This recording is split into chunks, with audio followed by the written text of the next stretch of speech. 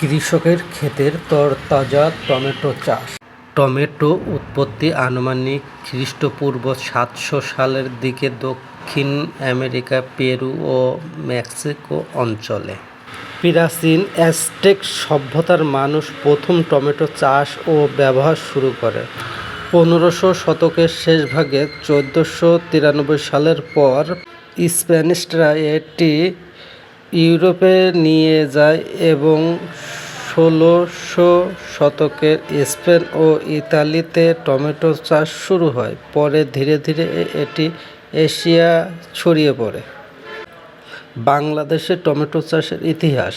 বর্তমান বাংলাদেশের অঞ্চলে ব্রিটিশ আমলে ১৯০০ শতকে টমেটো চাষের মূল সূচনা হয়। প্রথম দিকে এটি সীমিত আকারে বাগানভিত্তিক চাষ হতো।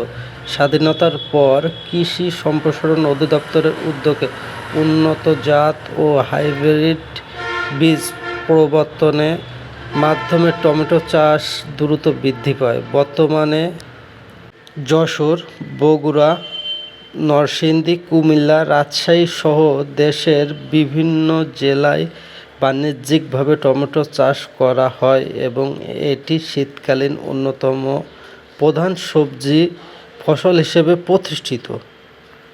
এজন্যই সবার কাছে আমার দাবি, বাজারের কেমিক্যালযুক্ত খাবার না খেয়ে কৃষকের চাষাবাদে উৎপাদিত সঠিক ফসলগুলো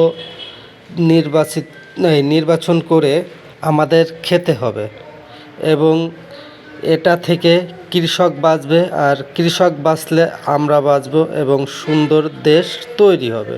ধন্যবাদ সকলকে।